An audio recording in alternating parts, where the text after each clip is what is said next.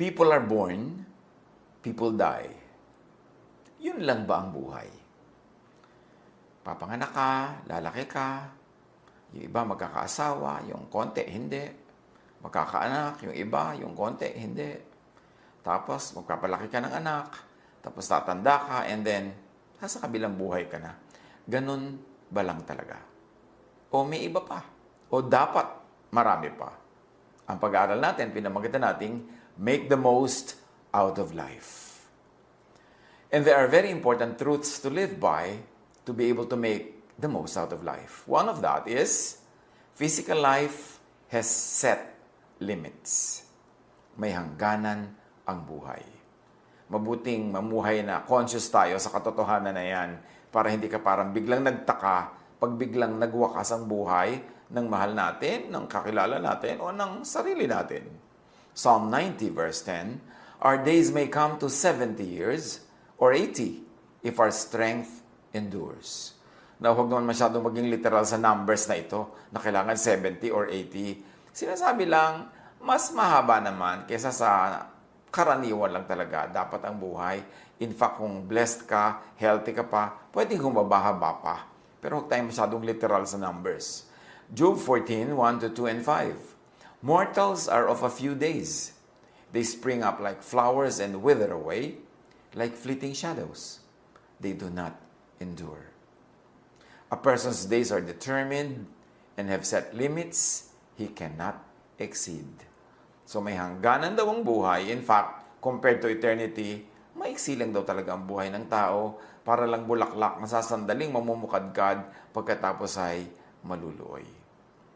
Although life has limits, but no one knows at which point within the set time individual life would pass.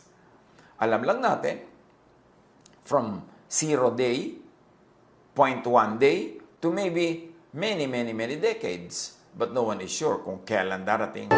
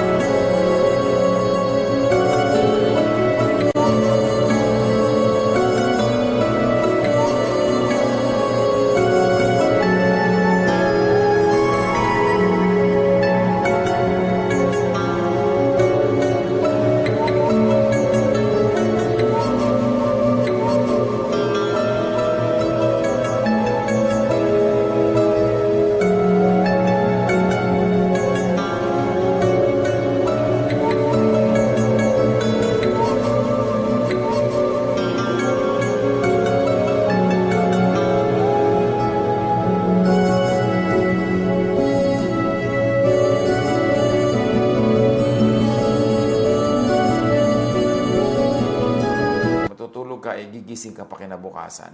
Kaya pinapahalagahan natin ang oras, minamahal ang bawat maghapon, ang bawat magdamag, at sinisikap natin hindi tayo matutulog na may kaaway, may kagalit, kasi baka hindi na siya magising bukas, o tayo hindi na magising. So dapat pinapahalagahan. This is what it means na ipakita mo sa akin, Panginoon, kung gaano kaiksi lang ang buhay. So huwag ako maging pabaya, huwag akong maging magsawalang bahala, kundi bigyan ko ng bahalaga ang bawat dumadaang sandali. James 4:14, why? You do not even know what will happen tomorrow. What is your life? You are a mist that appears for a little while and then vanishes. Hindi daw natin alam ang mangyayari bukas. Ano nga daw ba ang buhay? Para lang usok. Usok ng kumukulong tubig, sandaling nandyan, tapos mamaya wala na uli. Kaya dapat marunong tayong magpahalaga sa bawat sandali. Huwag nating i-assume na lagi tayong magkikita next week, next month, next year. Kasi hindi natin alam kung kaninong buhay ang mapapaaga na sumakabila. Kaya dapat we keep no records of wrongs, nagpapatawad, nagmamahalan, nagbibigayan, nagbabayad ng dapat bayaran, para kung abutan man tayo ng pagsakabilang buhay ng kapwa natin o ng sarili na natin, walang regrets. That is how you make the most out of life. You savor every moment, you value every moment, and you do not assume that you will have all the days, all the weeks, all the months and years. Hindi natin yun alam. Psalm 39:4-6, show me, Lord, my life's end and the number of my days. Let me know how fleeting my life is. Ecclesiastes 8:15, meanwhile, says, dahil maiksi ang buhay, so I commend the enjoyment of life, because there is nothing better for a person under the sun than to eat and drink and be glad. Then joy will accompany them in their toil, all the days of the life God has given them under the sun. Kailangan daw, sabi ni Solomon, enjoyin mo ang buhay mo. Anumang araw, anumang buwan, anumang linggo, anumang taon, meron ka dapat enjoyment. Huwag mong ipunin yung enjoyment mo para sa kahuli-huli ang araw o para next year o 10 years from now. Kasi paano kung hindi ka abutin nun? Inilugi ka. Kaya kailangan marunong kang gumawa o imbento ng mga kaligayahan sa bawat araw, bawat linggo, bawat buwan, bawat taon. Huwag kung ano-anong iisipin mong sakana. Because you never know. Life is made up not of years, but of moments. If the body is composed of cells, life is composed of moments. Quality moments make quality life. Wasted moments subtract from life. So do not just wish for a generally happy life. Create specific happy moments. Huwag mo lang sana sabihin, sana lumigaya ako, sana sumaya ako. Gumawa ka ng saya, gumawa ka ng specific na saya, umimbento ka ng ikakasaya. Para ka makatiyak na merong kasiyahan. Huwag mo lang hintayin na malaglagyan mula sa ulap patungo sa iyo. Kailangan nililikha mo ang kaligayahan. Cycles of time in individual life should happen, should be had, experienced, enjoyed, repeatedly, at close intervals in the shortest cycles possible. What do we mean? It's a mouthful. Dapat sa bawat araw, meron kang konting bakasyon, meron kang trabaho, meron kang saya, meron kang kinaing masarap, meron ka ring tiniis. Yung lahat ng nangyayari sa isang buong buhay ay danasin mo sa isang araw kasi hindi mo alam kung ang araw na ito ang huli na. At dapat din ang lahat ng yan maranasan mo sa loob ng isang linggo. Sa loob ng isang linggo, meron ka dapat na bakasyon, may trabaho, may pahinga, merong kaligayahan, merong pagtatanim, merong pag-ani in little ways. At dapat maranasan mo rin yan every month and every year. Para kung alin mang panahon, abutan ka ng pagtungo sa kabilang buhay, no regrets. Hindi yung lahat ng bakasyon, iniipon mo pa 10 years from now. Paano kung hindi mo abutin yon? Hindi yung lahat ng kabutihan, sasabihin mo, saka ako nagagawin, saka na ako gagawa ng mabuti sa magulang ko, saka na ako gagawa ng mabuti sa mga kapatid ko, sa anak ko, sa kapitbahay ko. Paano kung sumakabilang buhay na sila? So, gagawin mo lahat ang dapat nangyayari sa isang buong buhay sa bawat araw, bawat linggo, bawat buwan, bawat taon. Kung conscious ka na ang buhay ay maiksi, at hindi natin alam kung kailan bigla-biglang natatapos. Ecclesiastes 3:1-8, everything on earth has its own time and its own season. There's a time for birth and death, and for all other extremes. Ecclesiastes 11:8, however many years anyone may live, let them enjoy them all. So you see, enjoy all the years. Hindi lang the 10th year or the 15th year or the 20th year. However many years anyone may live, let them enjoy them all. So kailangan nagtatrabaho tayo para ma-enjoy natin yung bunga ng ating tanim. Siyempre, pag wala kang tanim, wala kang ani, paano ka mag-enjoy? So ang pag-enjoy din ay merong kaakibat, merong kakambal na responsibilidad, na trabaho na dapat mong gawin. Enjoy everything. Enjoy as much, as often as possible, even in small servings. Huwag lang yung one big meal. Doon mo lang kakainin lahat. You must have everything in little amounts every day. Because every day counts. And we do not know if that day will be our last. Therefore, do not suspend all pleasures and wait for that big moment. It might not come. Or you might not stay long enough to reach it.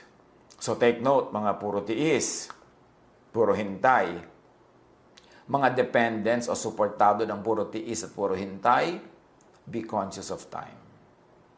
Kung kayo ay dependent ng magulang, ng nagsusupport na puro tiis siya, puro hintay siya, tapos sumakabilang buhay na siya na hindi pa niya na-enjoy, di ba? Lugi naman siya.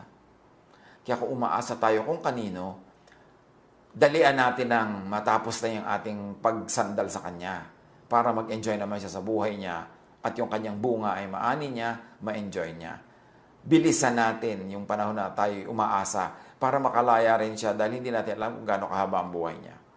At kung tayo naman yung tiis ng tiis para sa iba, tiis ng tiis ng para sa iba, that is not wise and that is not kind because you should love others as you love yourself. So mahalin mo rin na yung sarili. Meron naman dyan mga gustong-gusto mag-asawa pero hindi na nakapag-asawa dahil sa pag-aaruga ng mga kapatid, sa pag-aalaga ng mga kapatid. Dapat isingit mo yung sarili mo. Pwede mo sabihin, o sige, hindi ka patapos ng college pero mag-aasawa muna ako so tigil ka muna ng 2 taon at pag nakarecover na ako sa expenses at stable na uli ako, tsaka na lang kita uli tutulungang makapag-aral. Hindi i-delay mo ang iyong sarili, lalo kung babae ka na, ang iyong biological clock is ticking away at puro kakabayanihan. Pagkatapos mamaya, nahuli ka na sa biyahe, tapos yung mga kapatid mong sobrang tinulungan mo, sila itong maraming mga kaligayahan, sila itong nagkaroon ng mga anak, ikaw nalugi ka. Hindi natin sinasabing huwag tayong tumulong, pero mahalin mo rin na yung sarili. Huwag mong laging ipagpaliban kasi hindi mo alam kung mahaba nga ba talaga yung buhay mo na yan. Ecclesiastes 6:12, for who knows what is good for a person in life during the few and meaningless days they pass through like a shadow? Who can tell them what will happen under the sun after they are gone? The idea is, dahil hindi alam kung kailan sa kanilang buhay, dapat enjoy ang lahat ng basic elements of a life cycle.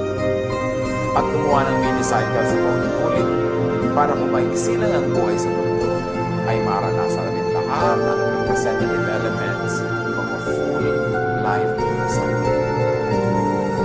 Invento ng maraming magiging masaya everyday, magiging na pahinga, magiging na bakasyon. Huwag ipaghintay ang lahat sa isang one big moment hanggang yun hanggang. Dapat may paggawa at pahinga, enjoyment and pleasure, love, planting and harvest, etc. in every day, week, month, year, decade, para kahit kailan sumalangit, naranasan at nalasap ang mga basic elements of earthly life, even in mini cycles. And let us not demonize earthly happiness and earthly pleasure. Diyos din ang maibigay niyan. Inilagay tayo dito ng Diyos sa mundo to enjoy the earth. Kung nasa earth ka pa lang, puro heaven ang iniisip mo, di mamimiss mo yung earth. Inilagay ka nga dito ng Diyos, alam naman nagkamali ang Diyos. So habang nasa earth ka, enjoy the earth. Pag dinala ka sa kabilang buhay, doon mo enjoy it. Ecclesiastes 2:3-8. Sa pagnanasa kong makamit ang pagbuhay, pinasya kong magpakalasay sa anak. Sa loob-loob ko'y ito na ang pinapamahinam na dapat gawin ng tao sa panahon lagi sa mundo. Nagawa ko ang mga dakilang bagay. Dahil sinubukan niya ang lahat. Sabi niya sa mga may isa na moment, pero sinubukan ang lahat dahil may sinubukan. Ecclesiastes 2:24, a person can do nothing better than to eat and to drink and find satisfaction in their own thought. I don't know why many religious people demonize eating and drinking and enjoyment and satisfaction. Samantalang ang Diyos na lumikha ng ating katawan ang naglagay ng lahat ng nerve endings, the right parts of our body for us to enjoy physical life. Hindi man maging mahaba at super complete ang buhay, seasons, periods, at least make the most out of what is available. Ecclesiastes 3:22. So I saw that there is nothing better for a person than to enjoy their work, because that is their lot. For who can bring them to see what will happen after them, as we will not read a while ago. Ecclesiastes 3:22. You who are young, be happy while you are young, and let your heart give you joy as you do. Follow the ways of your heart, and never your eyes. Ito ang payo sa kabataan, sa bata. Maging bata ka, enjoyin mo ang iyong buhay bilang bata. Ayusan mo lang yan kasi may consequences pagka ginawa. Pagka magpapabaya ka, meron kang inipungan. Pero hindi tayo pinipigil to be young and to enjoy youth. This is to get at least a life. A few lives. If possible, 7 lives. Now, if life gets to be long and full, bonus na yun. Pero kung maiksi, dapat hindi ka nalugi. Marami ka na rin enjoy. One gets and enjoys a million lives within a life. Kung siya ay blessed, at siya ay marunong magpahalaga sa panahon, marunong siyang magtanim para umani, marunong siyang magtrabaho, marunong siyang makisama sa kapwa, marunong siyang sumunod sa Diyos, marunong siyang magbasa ng kalooban ng Diyos para masunod ito sa tama at makapakipakinabang na paraan. Life, very, very meaningful. Kaya sabi ni Solomon sa Ecclesiastes 2:10, I denied myself nothing my eyes desired. I refused my heart no pleasure. My heart took delight in all my labor.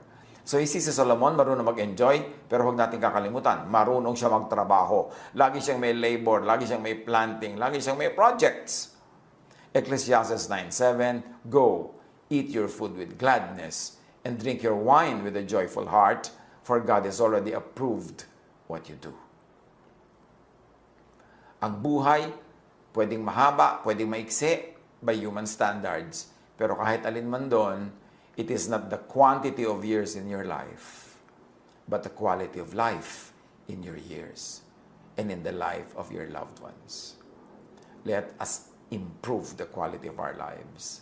Kaya kalaban natin ang poverty, ang karalitaan, ang karukhaan, kasi maraming inaagaw sa ating ligaya at kasiyahan ang karalitaan.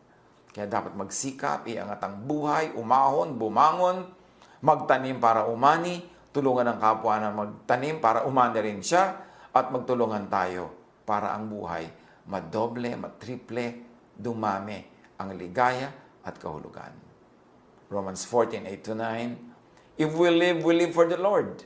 And if we die for the Lord. So whether we live or die, we belong to the Lord. But, kahit maiksi ang buhay, do not be preoccupied with the issue of death. Huwag laging isipin yung death. Huwag laging katakutan yung death. Huwag laging ilagay sa isip kung paano mamamatay. Huwag imagine ang sarili na inililibing, inilalagay sa atol, inilalagay sa nicho. Kasi nakaka-stress yan. Tandaan mo, pagka ang tao ay sumakabilang buhay, yung spirito niya na totoong siya ay wala na sa katawan. Hindi tayo ang ating katawan, tayo ang ating espiritu. So pag ang espiritu humiwalay na sa katawan, ang imagination mo doon maisama sa spirito, yung bumabalik sa Diyos. Huwag mong isama ang yung imagination sa katawan. Kasi may stress ka na dinala ka sa punerarya, dinadala ka para imbalsamuhin, inililibing ka, tatabunan ka ng lupa. Di ba nakaka-stress, nakaka-depression? Kasi gano'n ang mangyayari pag isinama mo yung sarili mo sa iyong katawan. Sabi sa Bible, at death, the spirit returns to God who gave it, and the body returns to the ground where it came from. At tayo yung espiritu, hindi tayo yung katawan. So huwag ka doon makipag-fellowship sa katawan. Madedepress ka. Yung katawan parang damit na hinubad, inilagay sa maleta, inilagay sa taguan. Hindi tayo yon. Ang totoong tayo ay yung espiritu na umaalis sa katawan sa oras na malagot ang ating hininga. So don't let death and the issue of death depress you.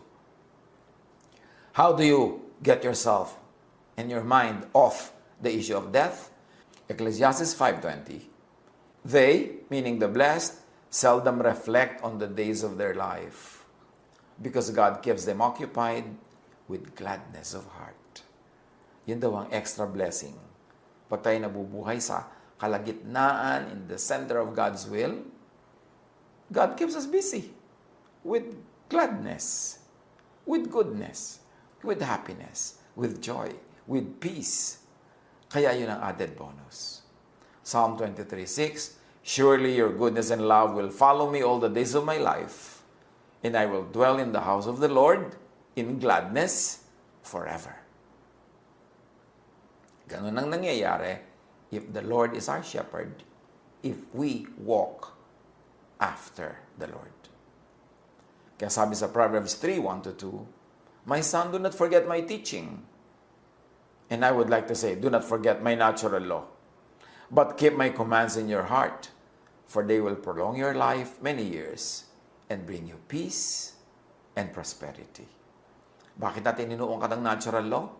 Nagtatanim, natural law yun. Gagawa ka ng masama, may bunga, natural law yun. Kaya para tayo mabless, dapat marunong tayo mag-observe ng natural law. Hindi puro pray ka ng pray pero wala ka namang ginagawang tanim. Wala kang ginagawang mabuti. Kailangan nating ma-appreciate na ang God is the author of natural law. Therefore, to obey natural law is to obey God's law. Psalm 91:14-16, because He loves me, says the Lord, which could mean because He lives by my natural law, I will rescue Him. I will protect Him, for He acknowledges my name. Or I would say, He acknowledges my rules. He lives by the rules of heaven. He will call on me, meaning He will approach me in my terms, and I will answer Him. I will be with Him in trouble. Yun ang mga kailangan na masatisfy na sitwasyon so that God will be with us in trouble. That we abide in Him, that we follow Him, His natural law. Therefore, automatically, magkakaroon ng benefit ang pagsunod natin sa kanyang mga laws. Ecclesiastes 7:14. Sa mga nag-iisip ng buhay, dinadatnan kumisan ng hirap. When times are good, be happy. But when times are bad, consider this. God has made the one as well as the other. If we live for the Lord. If we die for the Lord. The Lord will always be in our hearts, and His goodness and mercy and love will follow us all the days of our lives. How do you make the most out of life? Respect time. Huwag magsayang. Live according to the dictates of the season. Kung taniman, magtanim. Kung aralan, mag-aral. Kung trabaho, magtrabaho. Kasi lahat yan may consequence. Dapat lahat nasa oras. At pag tinawag tayo ng Panginoon para sa makabilang buhay, maganda yung walang regrets. Dahil nagmahal na tayo, nagpatawad na tayo, bago pa tayo nalagutan ng hininga. Dahil nag-enjoy na tayo at pinag-enjoy na natin ang mga kapwa natin, bago tayo malagutan ng hininga, then to live is Christ, and to die is gain. Pagpulay-bulayan, pag-isipan, i-apply sa buhay. God bless us all.